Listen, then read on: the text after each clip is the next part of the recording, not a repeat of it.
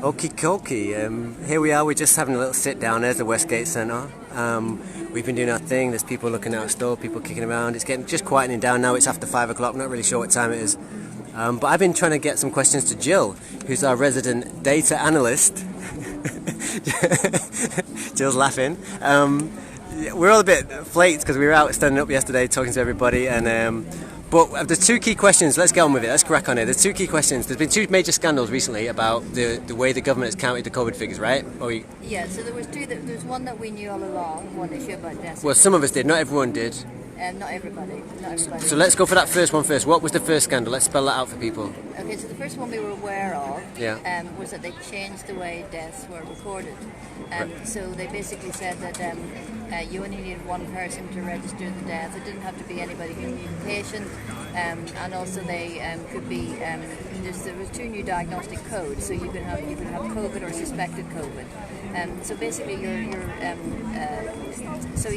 if you died and you had suspected COVID, you'd be called a COVID death.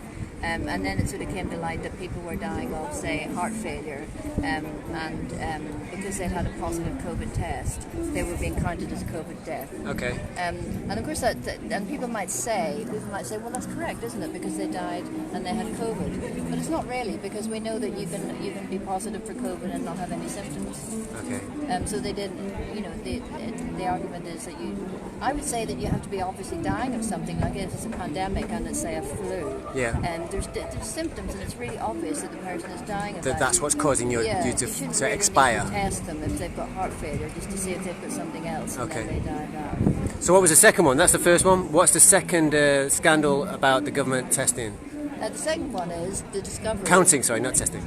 Counting, yeah. The second one is the discovery that what Public Health England have been doing is, if somebody dies of, say, a car accident, or they fall in the street and break their leg, or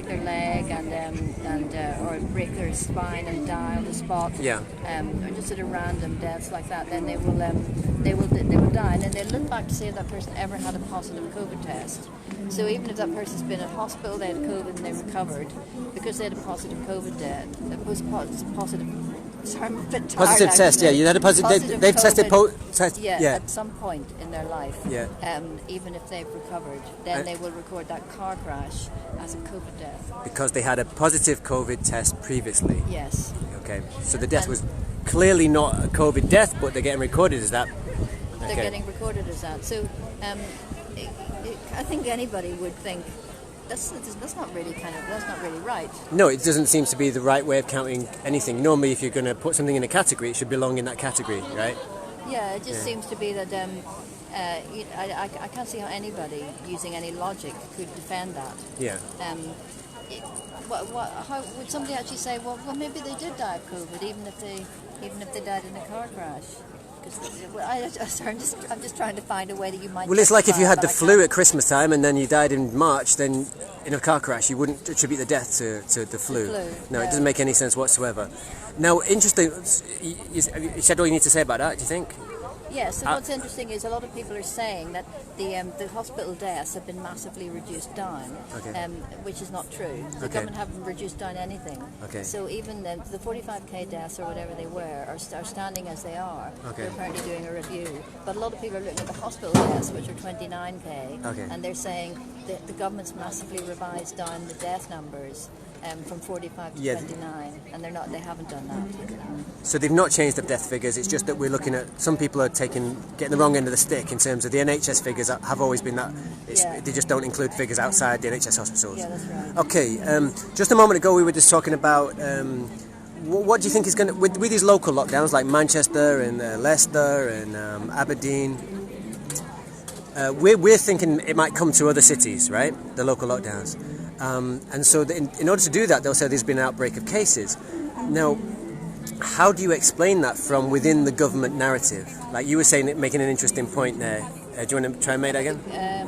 What point was that? You know, when we were talking about like, how do you explain that? Like, what causes this sudden outbreak of cases? We've had a lull for a while. Oh, okay, I see what you mean. So, yeah, I was saying if you were asking somebody in the government what's the case, but actually they're not really explaining that. All they're just saying is an outbreak of cases. Yeah.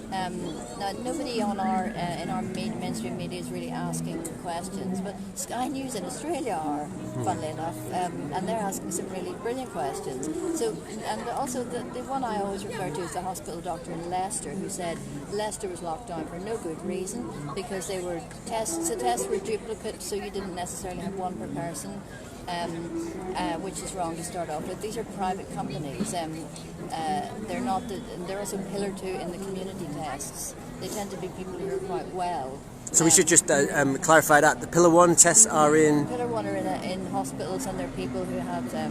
I think there are either people who get tested as a matter of course, or they're people who are ill. But they're people in a hospital setting. In a hospital setting. Yeah. Pillar 2 are out in the community, right? Yeah, so I've never actually seen any of these testing centres, but they're the testing centres that you hear about. Okay. And also you get the situations where people are having to test all the time to go back to work, and I don't really know. I think in the NHS you have to do this, you have to get tested, although they might get tested in hospital. But there are people that have to get tested, and then they have to get tested again to go back to work. So their positive test will be counted as a case, even if they subsequently tested negative a week later. Yeah. So for a start, we need to look at the data source, the data that they're collecting on the Pillar 2 people. We need to make sure that we know various things about it before you would even consider locking down a whole area. Yeah. So one is there one test per person? Another one is, did the person, is it counting as a test that subsequently was negative, in which case you can't count it. The next one is, what's the age group of these people? If the average age is 30, then you can't really lock down a whole area because an average, a group of people with an average age of 30 has tested positive. Because even the hospital doctor in Leicester he said, let's be clear about this. People under 65 are not at risk. Yeah.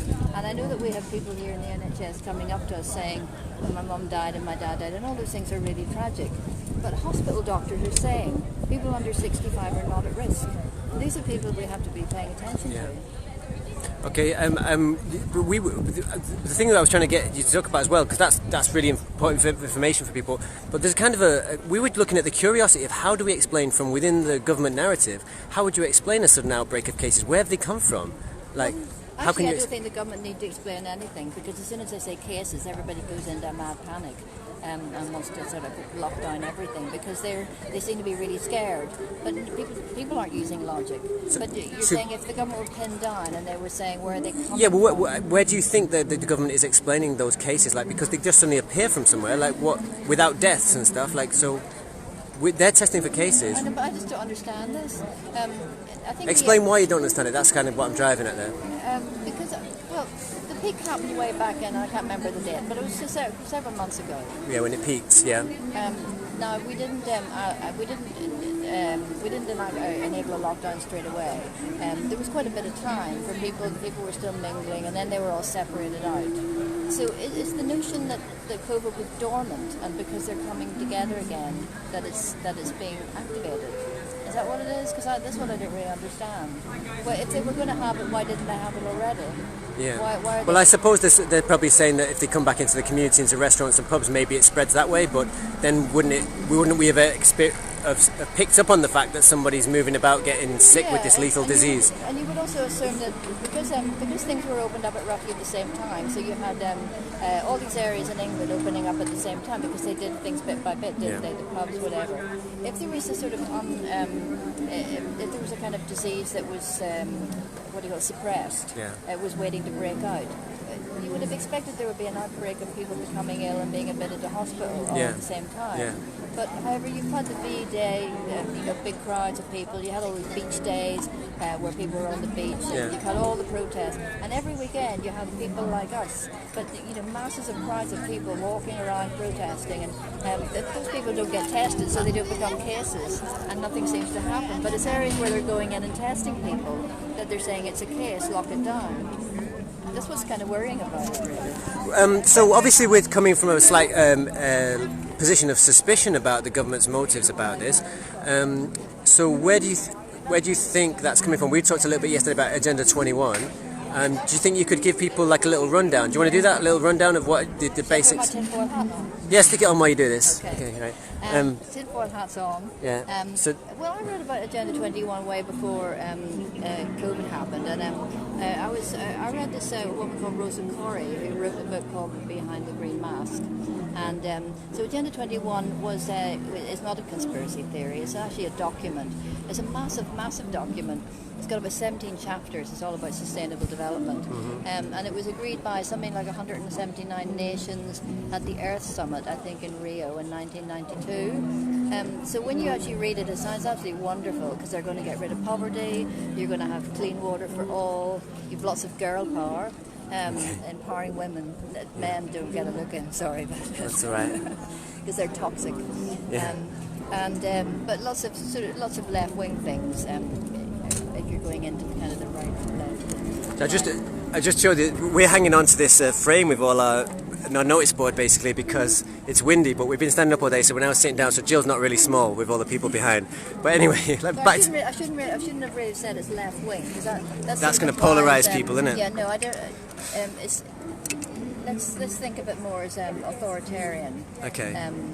And also, I'm not right wing, so then people I get accused of being a right wing extremist. So we're just kind of for freedom, really, aren't we? Yeah. We just believe in personal freedom. We don't like technocracy. Let's pin it down for them. Like, okay, so what are the sort of basic tenets of the Agenda 21? Well, it's basically a plan to control all the resources of the planet under the guise of environmentalism. So the idea is that the world is united to believe that there is a threat, and the threat is global warming. And to combat that, we need to come together, and we need to embrace sustainable development, because sustainable development is a way to have a greener, brighter future. But the greener, brighter future isn't really green and bright, because it's basically a chance for corporations, big corporations, to take over and to manage and micromanage every aspect of your life. And you can see COVID, that they're trying to micromanage aspects of your life as well. And bringing, I guess, bringing in the philosophy that you're responsible for other people, or we're in it together, is... It's very much a communitarian philosophy for the common good. So sorry, carry on. So that's right. It's for the common good. It's all based on the individual doesn't really get a mention. Individual freedom, individual liberty aren't really important. It's all to do with the community, the common good. But who defines the common good? I think that's one of the questions. You can make the common good anything. The common good is really sort of the environment, the planet, and I think people are being made to think that these environmental policies that are being rolled out are actually for the good of the planet, when you look at the detail, they look like they're to control you. Tracking and tracing, getting people into cities. So it is about moving people out of rural areas, getting people into cities. There's a thing called the Wildlands Project, which is all about conservation, apparently, conservation sounds really lovely, and people want conservation. But conservation means that there's no big green areas for you. The people are kept out of those areas, basically. Yeah, and you can see the map. There's a big map of America, that's America 2050. It must have been leaked by somebody, but it shows you the idea of what America might look like in 2050. And there's corridors, these great big cities, all connected by massive toll roads, and there's areas where you're not allowed to go if you're a human. And all this kind of bringing back all the wild animals, bringing back that and rewilding. I've always been really against rewilding because it sounds like a wonderful thing. People are doing things like rewilding their gardens, but what they don't really realise is that rewilding is basically roping off areas humans aren't allowed in, and we're all going to be put in human settlement zones. But I didn't make that up. That's actually in the Agenda 21 document. Human settlement zones. And this is kind of tied in with what the World Economic Forum is calling the Great Reset and the Fourth Industrial Revolution, and the idea of smart cities. So once you're in your human settlement zone, they have a great deal of control over your movements, maybe your finances, this kind of thing, so that there's very little freedom involved. And I think you said a really great line yesterday when we were in the car. You said about it's poverty for everyone. Yeah.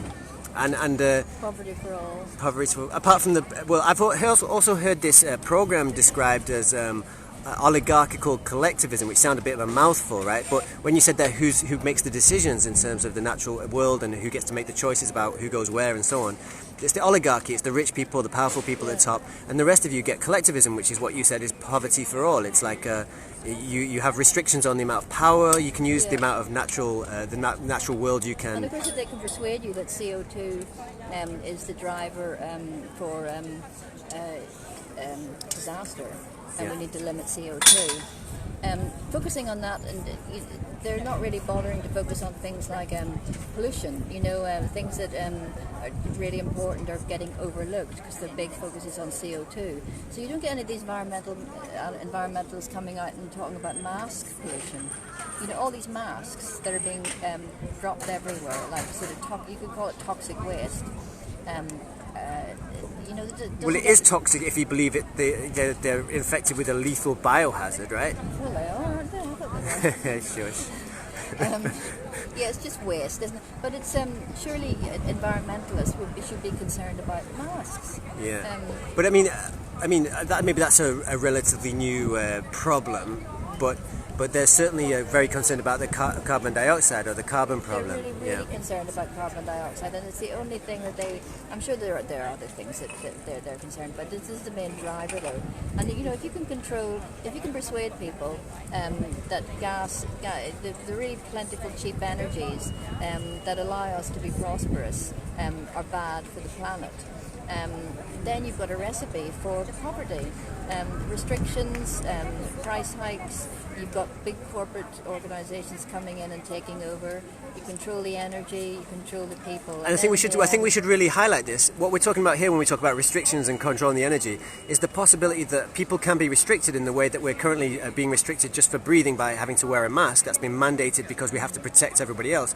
I think the point we're driving at here is that if you have to wear a mask and that precedent has been set that you're a problem, a danger to the environment, a danger to your peers, then you can also set a precedent whereby you could regulate the amount of power someone uses, because you can state that innocent person who's committed no crime needs regulating against for the amount of power that they're using, or the amount of, or you can restrict their movements because they're a danger. You can restrict, and it's happening. I mean, it's happening all over the place. All the focus now is on COVID, but before COVID, especially the states like California, which is like a really good one to keep an eye on. If you want to find out what's going to happen somewhere else, or what they're going to try out somewhere else, look at California. And they were trying to limit people's water consumption to a level where people were saying, well, that means I can only have a shower and I can't cook anything. That means I can only go to the toilet, but I can't have a shower. Those sorts of kind of poverty levels. And then you've got one organisation that controls the electric grid. And then the environmental laws kick in. So they have laws that are designed to protect the environment, which sound wonderful. But then you find that they're not allowed to clear out the growth in a forest. So then you get a fire hazard. And then you get a fire. Okay. The answer is to have a power cut, and a blackout to solve it. When the answer is really, forget the salamander, who's going to become extinct anyway. Jill's referring to a potential restriction to save endangered species like a salamander. And I'm not saying I don't care about endangered species, but I you understand. have to put it side by side with who's relying. Do you want to? We've got a signatory here. Hang on, 1 sec. Where's my pen gone? Is there a pen up there? There, just help yourself. Yeah. To carry, Jill, hang on a sec. We've got some more to go here. While Jill deals with that, I would just like to add. We were talking about the way that the things are moving in terms of smart cities, and I would like to add there, what I'm seeing is that we have had a national lockdown, and from then we've now having local lockdowns. Well, what's the next step if the lockdowns keep decreasing? Well, the next step would be, of course, smaller areas all the time, and maybe down to individuals' homes. And the smarter the city and the more surveillance there is and the more control measures there are, the more they can regulate smaller areas, such as individual homes. So the individual's freedoms gets pressed and constricted and restricted more and more. That's a potential thing to be considered. here's Jill again. So I was just mentioning there that so far I was bringing it back towards the lockdown where we are now. So we've got restrictions like masks, we've got restrictions like local lockdowns. I'm saying that lockdowns can get smaller and smaller. They can go from like local lockdowns to like a city. It could be a borough. It could be an area of town. It could be an individual's home in the end, right? And so that's the trajectory that it's on at the moment. But if you've got these smart cities, if you've got your fourth industrial revolution, you can then choose to restrict down a local home or a local area and say you're using too much power, we're going to shut down your power. You're moving around too much, we can restrict your movements. Based on this growing philosophy that it's for the greater good and for the environmental impact, whether that's a social impact for human beings or an environmental impact for the planet. Do you have anything to add to that? Yeah, definitely. I mean, if you look at the Sustainable Development Goals, there are targets that every nation has to meet. I haven't looked at these targets for a while, but we're never meeting them. We're always way above in terms of emissions. But so the sort of people that get affected are always the people who, like say farmers, for example. They find, and the farmers say, look, let's look at the bigger picture. If we can't do this, then we're not going to be able to produce any food, and then you'll get a problem with the food chain. Right. But if you think that, and sometimes it looks like destroying farming is actually deliberate, because it's happening all over the world. Farms are being destroyed. It's been going on for a very long time. And if you get that, and then you find that there are big corporates that are investing money in fake meat. Lab-grown meat, they call it, not fake. And lab-grown breast milk, and both of these are sort of funded by the Bill and Melinda Gates Foundation. And the Bill and Melinda Gates Foundation are always funding things that are going hand in hand with the destruction of some other natural part of our world. Yeah, it never seems that these regulations that have been imposed on us at the moment are what you might call pro-human or pro-life, not in the sense of abortion, but in terms of just living, pro-living. They're anti-human. It's keeping people apart, like limitations on sex even at the moment, which is crazy, or like on couples seeing one another. Paying attention to them, yeah, of course. I mean, but people are. Well, yeah, I think it's an anti-human. They're both anti-human agendas, right? And they both go hand in hand, because all the people who are supporting the lockdown measures, they go along with that we're a curse on the planet. We ought to we're a virus idea. We're a virus that should be exterminated. There's too many of us. We're a disgrace. Be better if we were wiped out. They go hand in hand. I've often thought that the government in this country, the government's got a slogan which says "Stay alert, control the virus," and I often think that the government and the agencies that work here with these large planetary plans for us sort of almost tell you the truth sometimes, but they're just not telling you in the way that you think. So when they say that stay alert, control the virus, if they regard the human being as a virus, then by staying alert and obeying their lockdown measures, you are literally controlling the humans. And controlling humans. And I think what they're doing is they're doing this on a very, very gradual level, because it's been going on now since March. They keep on at it and on, and what happens is they can say that they're producing the facts, and if you actually listen to them, they do. I'm filming and listen so we can hear you. There's a mic as well. They are producing facts, but they're actually doing a lot of subliminal stuff with the background of the psychological, what do you call them, SPV, the psychological behavioural insights team. Okay. So they're actually advising that people be made, the fear be ramped up. Yeah. You can read it in their minutes. So first of all, I think anybody would have any questions about why does the fear have to be ramped up. I think when you look around today, if you sort of forget the masks, there's really quite a nice atmosphere of people just sort of sitting around, being in the sun, chatting. It's quieter today. It was very busy earlier. This is after the shops have shut now, so we're quietening down. That's why Jill and I are talking, but it has been very busy and it has been a nice atmosphere. So, if you didn't have people wearing masks, you could forget that there was a thing called COVID. I actually think there's a lot of evidence that the virus has sort of died a death. It's gone through the pandemic curve.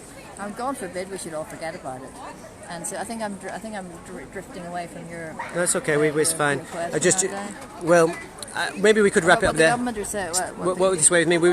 We do have this on just that bit about the psychology. A key part of SPIB, the behavioural science subgroup for SAGE, was to persuade through fear a substantial number of people still do not feel sufficiently personally threatened. So the idea was that they used and promoted social approval for desired behaviours and consider. And also they said they were going to use the media to increase the sense of personal threat. So this is, we know that they actively tried to scare us. Basically that means that they actively tried to scare you into compliance. But we've been banging on for a little bit, so that's probably enough to keep you going. Just to let you know, we've been in Oxford all day. Jill and Kate have been going around the businesses, and they're getting a lot of good response there. The businesses know that it's not good for them, at least. And we had the NHS, we had an NHS protest that filled this square next to it, which is Bond Square. Apparently the NHS nurses and doctors were coming out for payment. You'll like this. So they're coming out because they want a pay rise. But there was an old gentleman came past, and he's been come past every week and taking literature from us. And he said that he felt it was a disgrace that the NHS nurses and doctors were out, I think it was mainly nurses, protesting for a pay rise because he feels that they've not been doing their job through lockdown, and they've dereliction of duty and of care by sending old people away from hospital and into care homes where almost half of the UK deaths occurred. So I suppose you could argue that that's a government. Yes, there's the staff on the ground, aren't there? Yeah. So whether they deserve a pay rise or not, it's kind of a side issue. Yeah, I mean, it's, in a way. But the thing about the people being sent to care homes, that was a government decision, wasn't it? Yeah, but at the same time, they enabled it, didn't they? Yeah, that's what I mean. He said their consent with it and the fact that they've not complained about or protested about that has made him lose respect for them when they want a pay rise. But I was trying to wrap it up very nicely, but that's all right. Let it go there. Yeah, thanks. I just do a quick spin, show you where we are. There's Jill. We left her smiling. Westgate Centre people are not wearing masks in there now. When there's nobody on the gate, so those bollards act as the gate. When there's nobody there to actually man them, people just walk in with no masks because deep down, none of them really believe it, because if they did, they'd never take those damn things off. Anyway, there we are, Oxford, Bond Square, whatever the date is today, Saturday. Take care, everyone, and we'll go out if I can find the finish button. Here we go. Bye-bye.